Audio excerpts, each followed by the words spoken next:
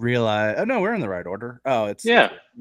all right. At Hot the start. bottom of my screen, it was in the green room. It's in the order in which people came in. So I was panicking that I need to flip everybody, but we don't because guys, it is the Blogger Bowl Week 8 preview, and the whole gang is here.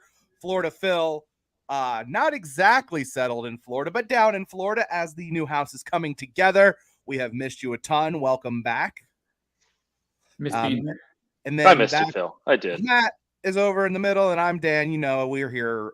We do this every week, so you guys know us. Real quick shout out to my friends at the Colorado School of Mines. I'm anti them this week because apparently they played Tyson Bagent really well last time when he was in college at Shepherd, and we got a big start for the Bears today. This weekend. That's why I'm wearing the hoodie, because a writer, and I was going to dog him, but apparently he also writes for DLF, so we can't dog him too much. Nope, don't dog him.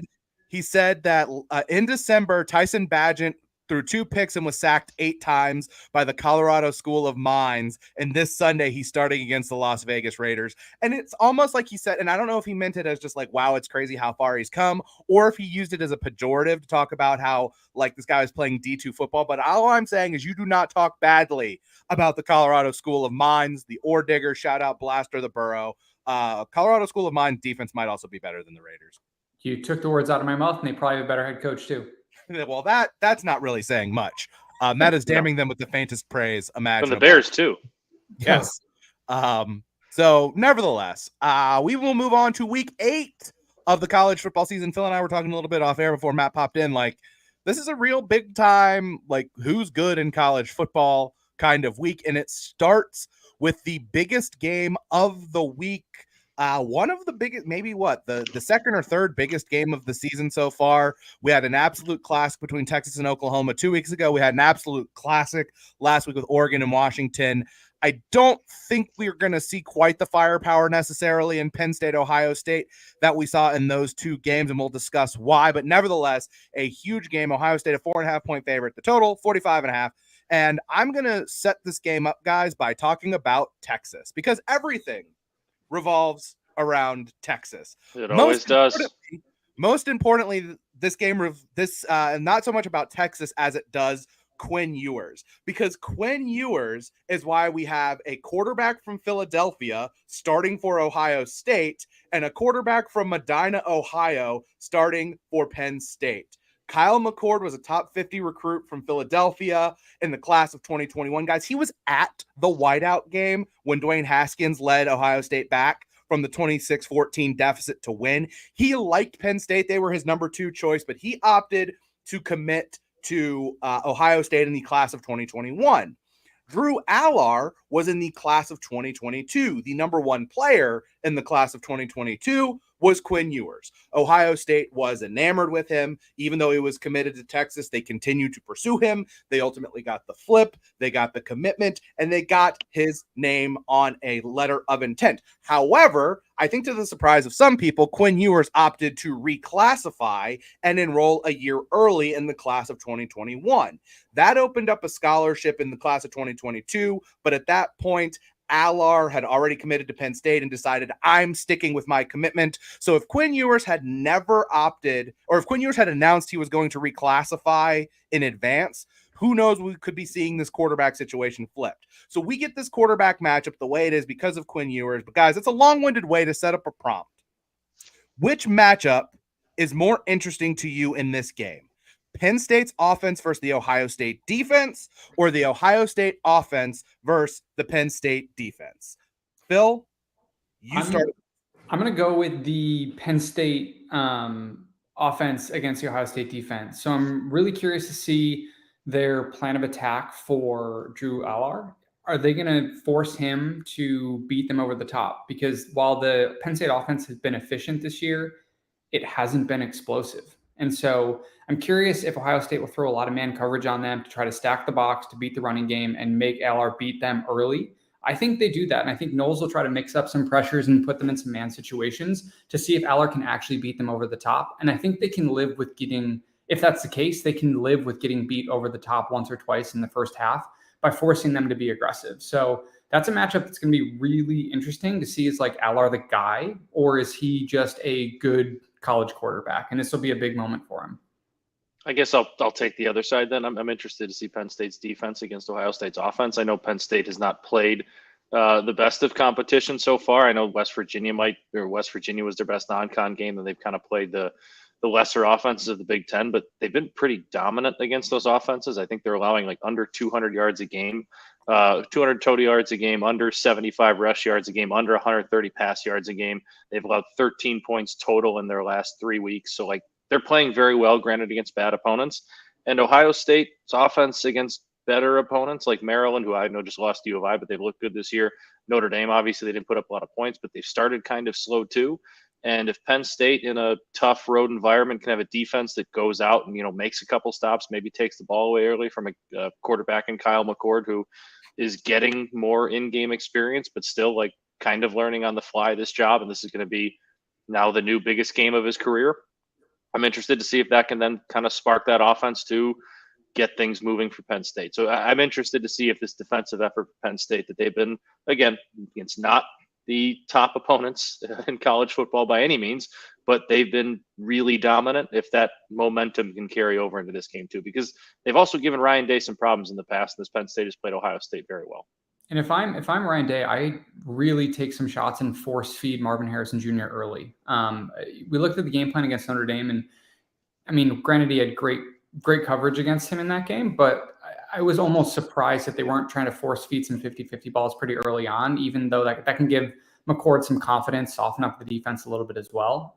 So that'll be a matchup where, between Ibuka, who I think is fully back and healthy now for this game, as well as Harrison Jr., can they pick their poison against them, right? And can they make some of those big 50-50 plays? And will Ryan Day take those shots, or will he come out conservatively? And I think for me, this is totally an eye test observation, not something I can go back on the numbers on, but in terms of big games, I keep going back to the Michigan game for Ohio State last year and how they had the best football player on the field, and Michigan started making big plays. And instead of saying, you know what, we got the best football player on the field, let's try and stop him, they just kept trying to do these, the cute underneath stuff and tried to get cute and run their offense instead of just being like, you know what, best player on the field, let's try and get him the football. Now against Georgia, they started to do that a little bit. Obviously, CJ Stroud played fantastic, but Marvin Harrison Jr., if he doesn't get hurt, Ohio State probably wins that game, and Ohio State is probably your national champion.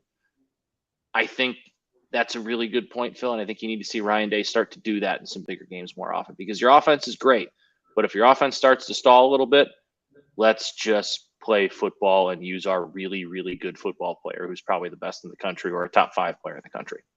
So you guys hit on a lot of things that I did want to talk about. So that's appreciate that. Since we just ended on the Ohio You're State welcome, Dan. I will start there. When we talk about the Kyle McCord thing, we don't know how good Kyle McCord is. The last drive, earmuffs, guys. He had a good last drive against Notre Dame. The last drive against Notre Dame was very impressive, but besides the dropped pick. Well, yes, but it feels like by and large they just don't want him to screw things up. I'm genuinely concerned, not concerned. I'm just wondering what the health of both Harrison Jr. and Ibuka is, because Harrison, how Marvin Harrison didn't fracture his ankle is beyond me. No idea. I don't, and he basically said last year he played with an ankle injury the whole season, so he's going to tough his way through it. Ibuka is expected to be back. He missed the last game. We don't know how healthy he is, and I know Joey Porter Jr. is in the NFL now, but Johnny Dixon opposite Kalen King, that's one of the best cornerback duos in the country. So, if they want to try to force the ball to Marvin Harrison Jr., may not work. This is as good a Go ahead. Good defensive secondary as they're going to face. On the other side, I think I'm most interested in the Penn State offense in this game, because it's time to see what Drew Allar has. His arm is impressive, but they haven't needed him to win games. He's 43rd in the country in pass efficiency. He has not thrown a pick yet this year, which is good, but he was just 16 of 33 against Illinois. He had 4 touchdown passes against Iowa, but only threw for 166 yards. You brought up the explosive plays, Phil. This is the least explosive offense in college football so far. They have the fewest explosive plays. And if you remember, Allar 135th out of 141 quarterbacks with at least 100 dropbacks and average depth of target. His average throw is 6.6 yards. They just don't take deep shots. Although I don't know if you guys saw the clip of James Franklin kind of trolling during the open portion of practice yesterday when you just heard him shout, "Throw it deep" on a throw that was like over the middle. If you remember, like the Georgia game was its own element last year, but Michigan sustained nothing over the balance of 4 quarters against Ohio State last year. They just hit haymakers or home runs or whatever cross-sport metaphor you want to use. It's hard for me to imagine Penn State winning this game without some explosive plays, as efficient as their offense has been. The more and more that I think about this game, the more I just like think that this is really James Franklin's best chance of winning at Ohio State. But I don't know that I will ever trust James Franklin in this situation. And these are two coaches that are under a tremendous amount of pressure. Franklin is 0-9 at Penn State on the road against top 10 teams. Only 2 of those losses were by single digits. This is one of his most talented teams, though. On the flip side, every Ohio State loss is a referendum on Ryan Day. He's 51-6 as the head coach of the Buckeyes. But which coach will coach less scared? You mentioned Matt, what you want to see from Ryan Day. I think it goes both ways in this game. I think this game's going to be low scoring. I think this game has potential to kind of be rock fighty if neither coach is willing to take chances and just wait to see what happens, which means the variance of potential outcomes is pretty high. And one thing I'm a genuine concern of mine is with the lack of explosive plays from Penn State. It's a situation where you have to do that consistently throughout the season. I don't think you can just go into a big game like this and expect the switch to suddenly be flipped. And I think they're downplaying a little bit, being like, hey, we probably didn't need to have those types of explosive plays to win the way that we do. But it's still an issue if your offense is not generating any sort of explosive plays against the defenses that they've played so far. And I don't think they're just going to suddenly turn it on. So I'm very much looking at both the under, and then I still like the Ohio State -4.5 from what I'm looking right now, but generally thinking about that under, just because I think in situations like these, both of these head coaches have shown a propensity to turtle. Yeah, I agree completely. All right, moving on. In a rematch from maybe the game of the year, second best game of the year, maybe the best game was Georgia Ohio State. Tennessee, they are on the road at Alabama. Alabama, an 8.5-point favorite. The total 48.5. Guys, here's a stat for you that is pretty jarring. Jalen Milroe has been sacked 4 times or more in 5 consecutive games, tying the longest streak by an FBS quarterback in the past 20 seasons, according to ESPN Stats and Info. Tennessee sack percentage went down a bit after the A&M game, but it's still 9.66%, which is 14th best in the country. Alabama's defense hasn't been a problem this year outside of a few big plays against Texas. Tennessee just doesn't generate a lot of big plays on offense, and at this point, we just kind of know what Joe Milton is. I'm not sure a rivalry game has ever looked as different from the previous year's installment as to how this year's game should look. Last year's game was one of the most exciting back-and-forth games all year, and this one should be a total rock fight.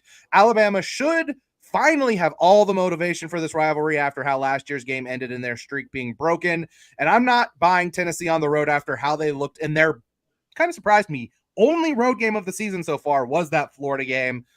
Every other game was out there. The first game was a neutral site against Virginia, and then the other games have all been at home. So this is their second road game. I don't know if Alabama is going to cover the 8.5, but the total's 48.5. I bet the under in this one.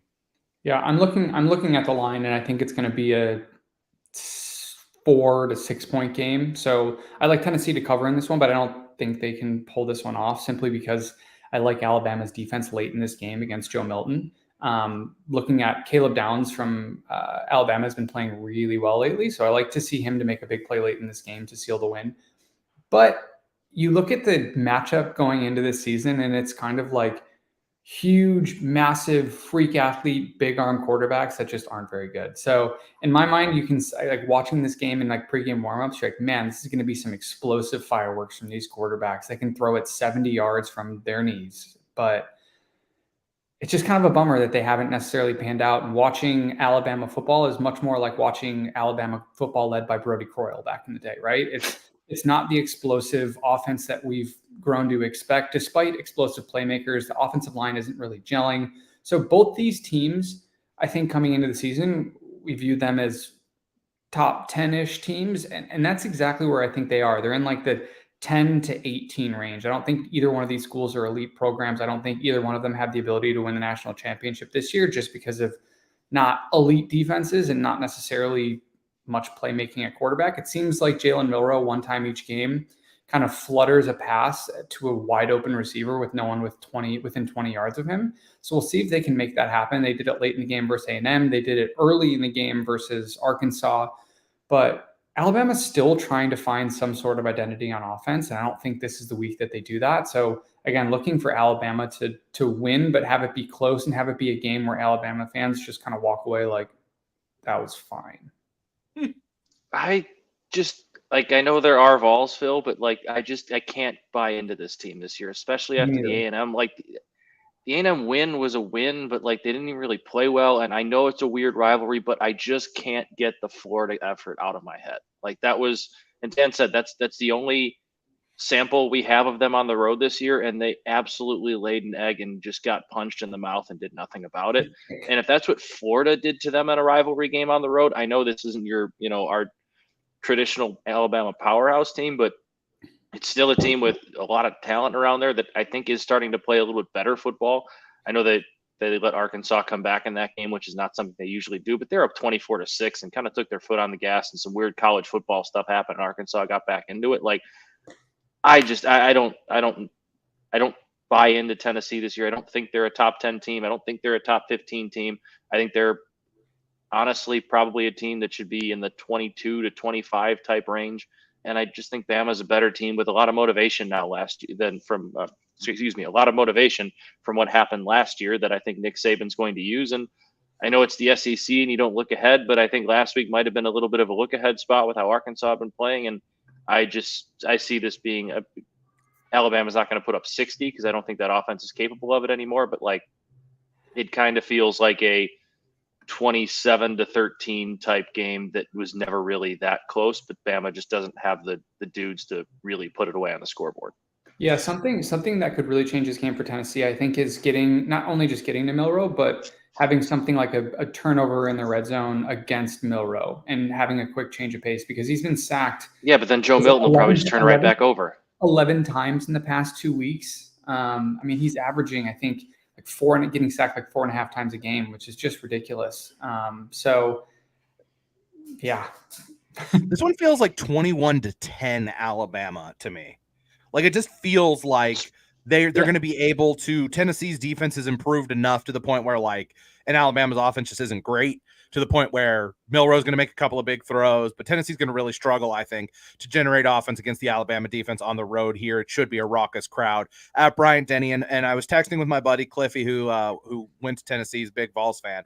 I said, is there a chance that we're going to see Nico in this game? And he said, there's actually a history of Tennessee making a quarterback switch after the Alabama game. So we could be watching the Joe Milton swan song this week against Alabama, and then Tennessee trying to get Nico Iamaleava ready by the time they have to play Georgia in late November at home. Is he 2 on the depth chart? So if Joe Milton were to get hurt mid-game, they'd be going to Nico right away? Okay. Because I know sometimes if they had to prepare him to start, he's that guy, but sometimes that guy is maybe not the throw-in guy if someone goes down. But okay, good, something to keep an eye on.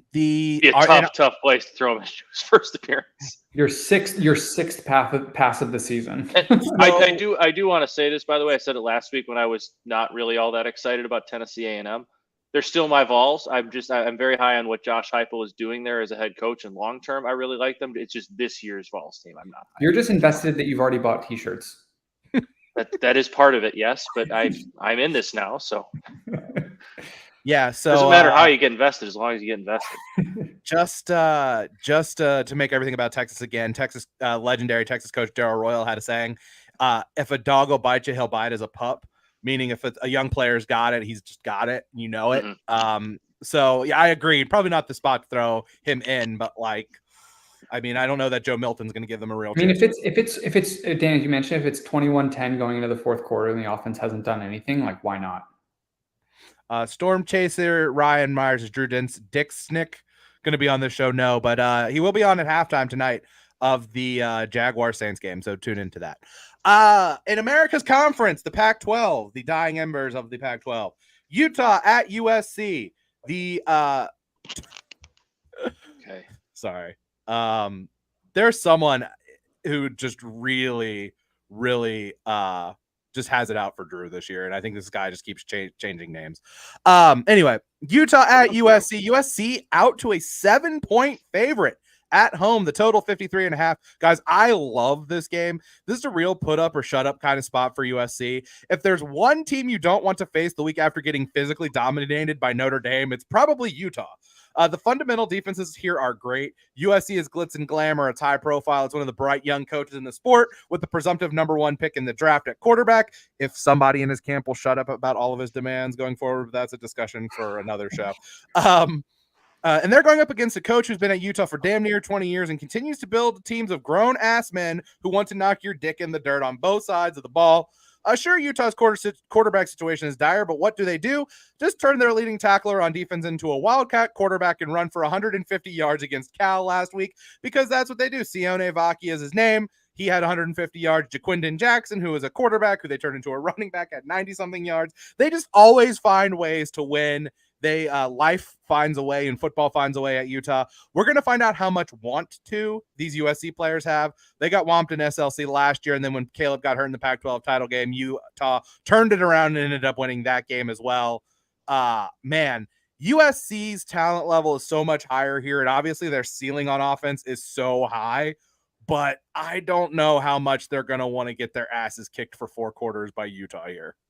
Yeah, I think we'll know in the first quarter, in the first couple of drives, like what USC team we're getting, and if this is going to be a USC covers or if a Utah covers game. Like, I feel like we're going to know very early because Utah is going to punch them in the mouth, and I think that 7 points is a little bit too high. I think as long as it stays at 7 or even creeps up, I'm on the Utah side of things. I'm not sure they're going to win the game because offensively, like you said, they're going to linebackers running wildcat offenses, and we don't really know what's going on. The quarterback doesn't seem like Cam Rising is going to play. Doesn't seem like he's going to play this year. Their backups aren't very good.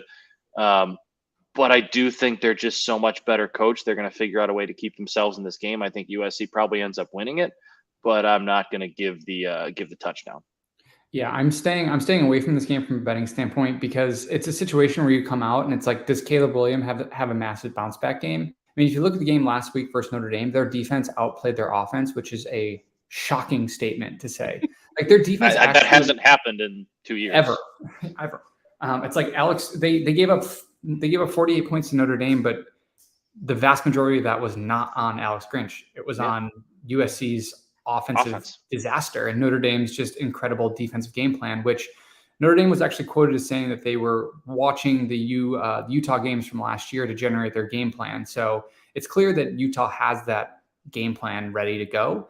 But at least my gut is telling me that that Williams, future Bears stakeholder, has a big turnaround game and looks good. And I think Branch being healthy, they're going to try to find ways to get him the ball in space, obviously on the offensive side of the ball. I had no clue who's going to show up, if USC is going to want to get punched in the mouth 2 times in a row. But I think Utah's lack of offensive cohesion keeps USC in this game. And if they can hit, 1 to 2 big plays over the top, I can see them winning by, 10 to 17 points in this one. I do like USC in this one. But again, it's a situation where you're going to find out pretty early. Like, does USC have the jaw to go in there and take a punch and come back? Is Caleb Williams, trying to reinvigorate his Heisman campaign that is on its last little smoldering ember after back-to-back poor performances? But I think water finds its level on this one, and Caleb Williams and the USC offense looks explosive, not like the number 1 offense in the country, but puts up enough points against the middling offense in Utah that they win this one. It feels like Utah covering in the under is a correlated outcome in this game. If you like Utah to cover the 7, you probably want to bet an under in this game as well. And I couldn't really pick another singular game to focus on for our last of the big games. And since Phlorida Phil is now in his new digs down in the beautiful state of Florida, we decided to do a little bit of just a combo ACC grab bag. 2 interesting ACC games this week. Florida State hosting Duke. Florida State's a 14.5 point favorite. That's back up. Opened 15.5, got down as low as 13.5. It is now back up to 14.5. With the total 49.5, and Clemson is a 3-point favorite on the road at Miami. The total 48.5. We'll start with Florida State and Duke, guys. Gets a whole lot more interesting if Riley Leonard plays. Elko said he should be good to go, which would be amazing after how bad that injury looked. Johnny Wilson back for Florida State. Duke handled themselves well against Clemson and Notre Dame, but neither one of those teams has the firepower at receiver Florida State does with Coleman and Wilson. So I just want to see how Elko can scheme up a way to slow down the Florida State passing game. This is just a good, solid test for Florida State. I mean, they're a 2-touchdown favorite. They should win this game, but we'll see what happens. Can Duke stay out of 3rd and long? Duke leads the country in first downs generated on 1st and 2nd down this season, but they're just a middle of the pack team on 3rd and 4th down efficiency. Teams have been able to move the chains early on Florida State. If they can stay ahead of the chains, Duke might be able to make this a game, but there's a talent discrepancy here. We're going to finally see if it catches up to Duke. The big thing I'm looking out for here is if Riley Leonard does in fact play, recovering from, again, that's two players who've very clearly broken their ankles against Notre Dame that just haven't broken. So whatever's going on, shout out Notre Dame guys for not following through and breaking ankles. But this is not a very game considerate of them. Yeah, this is not necessarily a great game for 2024 Notre Dame starting quarterback Riley Leonard, because I think he is coming back in a game where if he is fully healthy, I think him being able to rush the ball and being able to potentially expose some people getting out of their lanes is something that he would look to do pretty early and often, because I don't see him being a comfortable pocket passer with his wide receivers in this game. And again, I still think he has some growth he needs to do as a passer and generally leans on his running game because he's just one of those guys that's hard to tackle for whatever reason. But that's not a great game plan coming off of a pretty gruesome high ankle sprain. And so I think you're going to see a pretty conservative game plan by Florida State in terms of let's keep him in the pocket. Let's try to make him beat us passing the game, which he hasn't necessarily shown the ability to do. But it's a situation where the 14-point spread scares me a little bit, because I think Elko is just one of the best defensive minds in college. I think he's going to put together a great game. Johnny Wilson, is he fully healthy? Probably not. Will that really matter? I don't know, because Coleman can take over the game by himself. Jordan Travis did miss the second half last week, but it looked like a non-throwing hand injury, so I don't really expect that to impact him too much. But I'd like to see how Leonard comes out in the first quarter, and can he run and can he even play?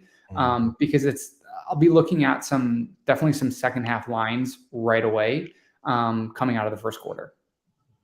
See, I'm kind of the opposite of where I'd like to see Florida State come out. I'd like to see them come out and be pretty aggressive towards Riley Leonard, because that ankle injury was pretty gruesome. If that ankle's not broken, it was still a high ankle sprain, and I'm not sure he can really run to the full effect that like we've seen him be able to run the football. So I would like to see them put some pressure on him, make him make fast decisions and see how healthy that ankle is. And then on the flip side, I'd like to push the ball downfield. I'd like to try and test this Duke defense early, because, I mean, we saw in the Notre Dame game, Notre Dame was able to move the ball a bunch early. They just couldn't finish drives, and they probably should have been up 21-0, 24-0 at half. It was only 10-0.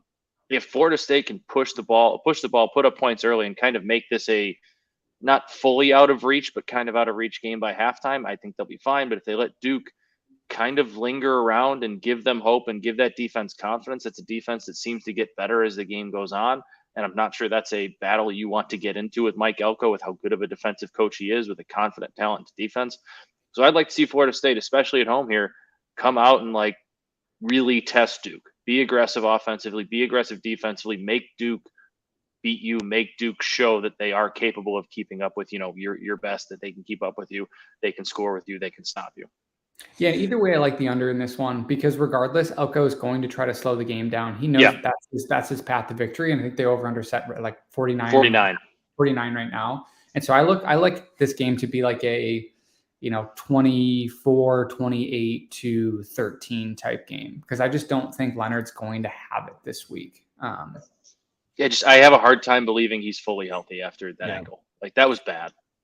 Shout out to Jacob Pickle, who is a data scientist who I think is just kind of like does data science for fun because he's still in college, which is also your Jacob's favorite Pickles restaurant, Jacob's Pickles, in New York. Or one of them, yeah.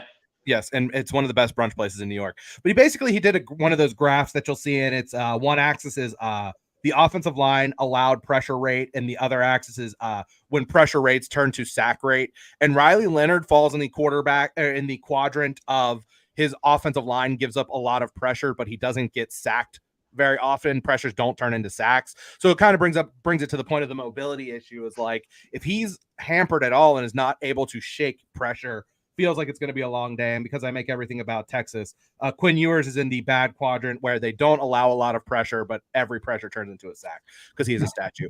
In the other game, I talked about want to with USC. Same can be said for Miami. That was a team that completely faded at North Carolina last week in the second half. What is the mindset of that team? Does Mario Cristobal have the ability to coach this team up and get them mentally refocused for the rest of the season? Tyler Van Dyke had his leg wrapped after the UNC game. Is he good to go? Is allegedly good to go? How healthy is he? Meanwhile, Dabo was on his bullshit this week, said at the presser, quote, "We're at a point where if you don't go undefeated, you are losers. You're terrible." And that is just such a terrible mindset. And honestly, maybe we need to lose a few games and lighten up the bandwagon. Sometimes the bandwagon can get a little too full, end quote. So Miami is completely reeling, and Dabo is 100% back on his bullshit. You do the math. Gross. This game grosses me out. Just in general, I think Cristobal is done at Miami, and Dabo is just being extremely stubborn. I love the under in this game. I still think Clemson's going to pull this out because you don't just lose the way that Miami lost 2 weeks ago and then come out and let it get away from you late. You don't suddenly just turn it around then. I don't think there's going to be, Hard Rock Stadium is not going to be bumping. It's going to be a home game where probably be a lot of Clemson fans there, honestly. Yeah, if the stadium's not a tough trip, that's going to be because Clemson fans have made the trip and have shown out and turning it into Death Valley South. Which is just like that. Just for me is like the pure description of like Miami football and Miami football fans in general. But also like, what is Clemson right now? They won 17-12 last week against Wake Forest. Just ick. And then Dabo is just woe is me. I still think Dabo in this case is going to come down to who is the better coach, and I think Dabo is unequivocally the better coach in this situation and wins by more than 3. I see them winning like it's probably gonna be like a wonky score, like 22.5 to 13.2. It's just like one of those games where I just don't see a lot of points happening because Clemson's defense is still good. And I don't think Miami's offense is very good. And so we'll see a pretty low scoring game here. I think Clemson pulls it out late. I still like Will Shipley every single game because he's like my favorite player in college football. But Cade Klubnik stinks. Dabo is whining. Dabo's going to try to, but you do see Dabo in this moment in these games. He does have the past experience of getting his guys ready to go and kind of sifting through that media bullshit. And so we'll see. I think Clemson will come ready to play. I think they'll be hyped in that environment, knowing that they can very quickly silence the crowd and get like the Clemson chants going in Hard Rock Stadium. Yeah, I think Clemson's just going to be more prepared to play 4 quarters of football. And like we saw with Miami, they played a good first half, then didn't really come out for the second half. The Georgia Tech game, I don't really even know what the hell that was. I trust Dabo. I trust Clemson. The defense is still very good. Will Shipley's still very good. Like they're not going to ask Cade Klubnik to do too much. I think it's a game where Clemson just kind of bullies a reeling Miami team. Yeah, I'm not wagering real money of my own on Clemson football anymore, but like if I were in like a pick pool or something, I would lay the 3. I'm just not going to actually wager money on that. Speaking of bets, I've got 4 on my card. Phil, how many do you the bid has stayed the same, Phil, where Matt goes last in case he wants I go last. I want to say I'm already 2-0 so far this week. Oh, nice. Last night I had the I took the FIU money line, and that hit in one of the worst college football games I've ever seen. Yeah. And then I parlayed the FIU money line with the New Mexico State money line. So 2-0. I have nice little night for me. I also have 4. All right, you start us off. You give us your 4. First off, I'm taking in Ohio State 4.5. Mm-hmm. One that I like is I like Washington State plus 20 against Oregon. I think Oregon, it's tough emotionally to come back from that game last week. It just is like, no matter the psychology of it, losing like a heartbreaking game and knowing that it could jeopardize your season. I still think they win, but I think they win kind of later in this game and come out a little flat. A 3:30 game Eastern time, so it's an early afternoon game out on the West Coast. I like the what was that one? Where did it go? I like Clemson -3, and then I had one more. Where is my last one? Oh, I like the USC Utah under. Okay, I like that. So my 4, I already mentioned Tennessee Alabama under 48.5. I brought this up the other day. The number I actually bet it at 6.5. That doesn't exist anymore, but at least as of last night, the Missouri team total over 34.5 against South Carolina was -102. South Carolina's defense stinks. Missouri's at home. Their offense is really good. I like that one. This one's going to bite me. I'm going to lose this one, but I don't care. UNLV laying 7 against Colorado State. UNLV is like surprisingly good, guys, like not terrible. And they are headed towards bowl eligibility for the first time in several years. And I like that spot. And guys, I'm going to give you my last bet and ask you a question. In what instance would betting a 24.5 point road favorite in a rivalry game ever make sense? When Jim Harbaugh is pissed off. I don't know if you saw this quote this week, but Mike Samuels said this on Facing Michigan State after losing in 2021 and what happened in the tunnel last year. Quote, Coach Harbaugh says, a faithful man forgives, a smart man forgets. The Harbaughs remember. Sounds like a Game of Thrones quote. This is the most likable. Like Jim Harbaugh is a great coach. I'm not denying that. Jim Future Harbaugh's Bears head like coach. one of the like weirdest, future Bears head coach. He's one of the weirdest and dorkiest coaches in college football. This is the most badass thing I think I've ever heard a quote, at least paraphrased from a coach I've ever heard. Michigan State blew a lead against Rutgers Rutgers, right? They blew the game against Rutgers. They haven't won since September. The whole thing with Tucker, and it's just a bad situation. There was no bounce after the Mel Tucker thing happened. They're a disaster. Michigan is kind of motivated by the fact that everyone just keeps talking shit about their schedule, which like the players don't have any control over. Have you seen Michigan State's head coach, the short list for their head coaching job though? Marcus Freeman's on it. Urban Meyer's on it. Yeah. Nick Saban might be coming home. Yeah. It's a who's who. It's a who's who. So nevertheless, guys, I'm laying 24.5 with Michigan. They're going to win this game like 50-7. Matt, what are your bets? I'll start there. I'm laying the 13.5 with Michigan in the first half. I know they've been more of a pour it on in the second half type team, but like you said, Dan, weird things tend to happen in this game where somehow I'm not saying they get close, but like Michigan State will somehow find themselves down like 24-7 in the fourth quarter, and they won't win, but whatever. So I think the first half is a little bit safer there. It's 2 scores. I'm gonna lay the 4 with James Madison tonight. Dan, I saw your tweet yesterday about Barstool needing to invite James Madison and Jacksonville State and just sticking the middle finger to the NCAA. That would be an electric bowl game. Let's get on that. I'm going to go with the under 45.5 in Penn State. Ohio State, sorry, I'm scrolling here. I had some marks next to my games. I'm going to lay the 9 with Bama. I can't buy into Tennessee this year. I think Alabama is going to absolutely bully them in a home spot in kind of a revenge game for Nick Saban. Iowa -3 and under 32 in Iowa, Minnesota. Come on, guys. I'm really disappointed that none of you took that under with me. And I had one more that I cannot find right now. Where is it? I'm going to lay 26.5 with Washington on the road at Arizona State. I think they're rolling right now. They are. That like weird shit happens in the desert though. That scares me. Like, you know what? No, change first half. Washington first half. Not that I think Arizona State's pretty bad, like they are, but 16.5 first half. Like Arizona State was frisky against USC. They should have beat Colorado. Like, you know, I mean, I'm going to take. Actually, you know what? No, change again. Washington -7.5 first quarter. Fair enough. Hot start for the Huskies. Basically, no, they're at home. Washington's at home. Oh, it's at home. Yeah, Washington's at home. Oh, well, then never mind. Then yeah. But better way, ladder it. I don't know. Wait, is Drew Pine back? Is he playing again? I don't know. Does it matter? Does it? Yes, I would then hammer everything in Washington. So the James Madison thing. So for the 2 people watching who might not know, they're in the second year of their FBS transition. So they are ineligible still to go to a bowl game, despite the fact that they are 6-0.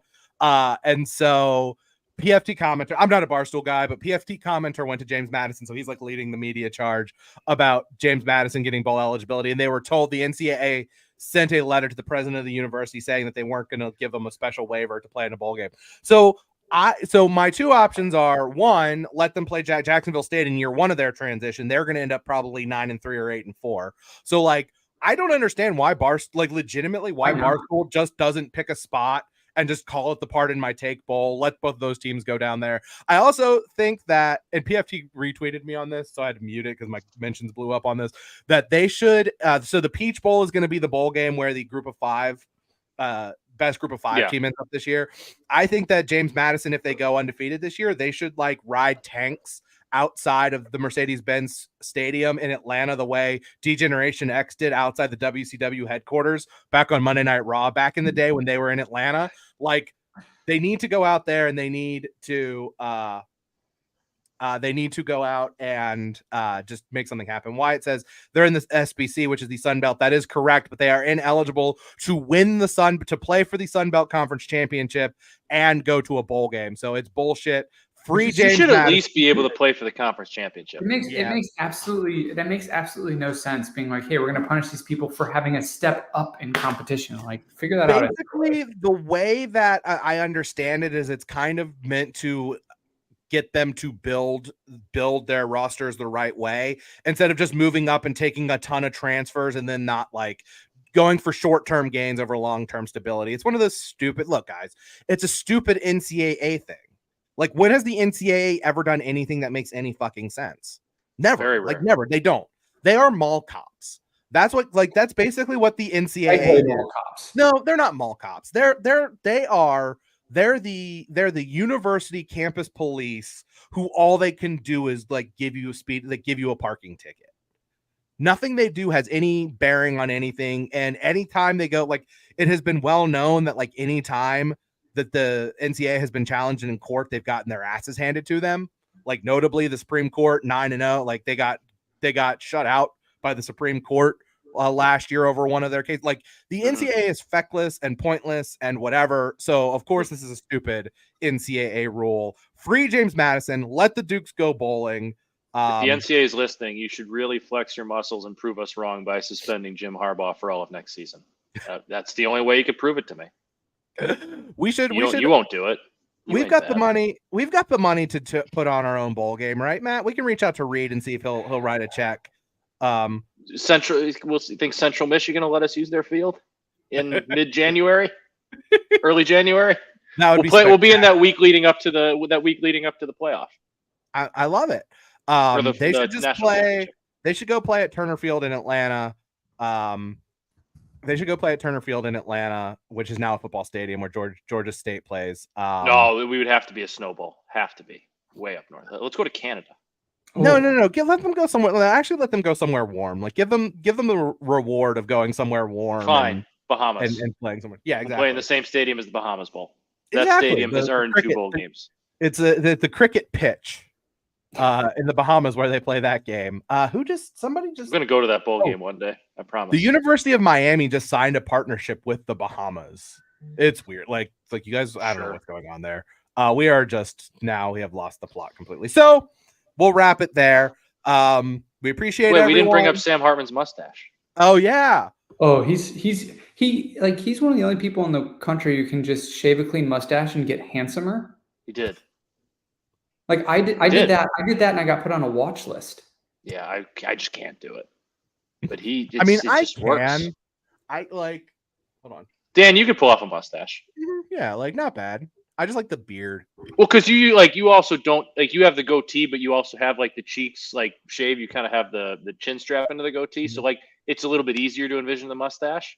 I can't get a good. You also get a good mustache. I don't get a good mustache. I mean, he could literally play like if like the Replacements 2 is coming out, he could play Keanu Reeves like nephew. Oh, it's a great idea, right? I mean, come on, yes, make it happen. Sean Falco. I like it. Oh, I like it.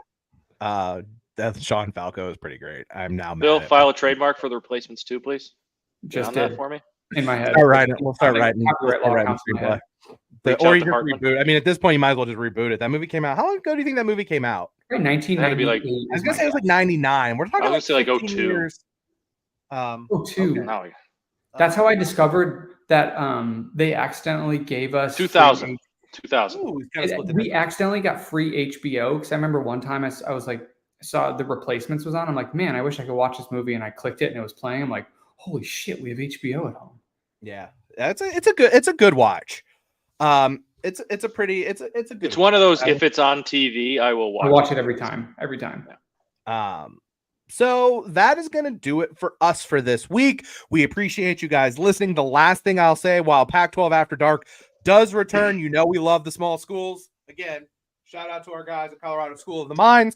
Guys, we get FCS football on linear television this week. Saturday night, we get Montana State and Sacramento State, number 2 and number 3 in the country.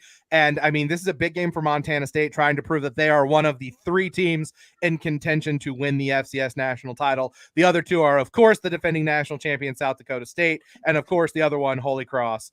So not North Dakota State sucks. I talked about that the other day on the show. No, we mentioned it. Holy Cross was the only team that played South Dakota State well in the playoffs last year. Nevertheless, we love the small schools, support the small schools, support Illinois Wesleyan. The number, what was it, Matt? Like 536 or something. So Bill Connolly from ESPN did a combined FBS, D2, and D3 rankings. And South Dakota State's like the 30th best team in all of the country, whatever. But like, Illinois Wesleyan, to be honest. Whatever. Nevertheless, they're up there. They'd probably win the Big Ten West. In fact, instead of playing the Big Ten championship game this year, let's let South Dakota State play Iowa. I mean, they know they played them last year and lost, but whoever wins the last game, or 4-0, 7-0 with 2 safeties and a field goal. Yeah, it was awful. It was an awful game. So nevertheless, so watch that game, watch all the games, enjoy all of the football, everyone. We will be back on Tuesday to recap everything that happened in the world of college football. We hope you all have a winning week. We will talk to you guys soon.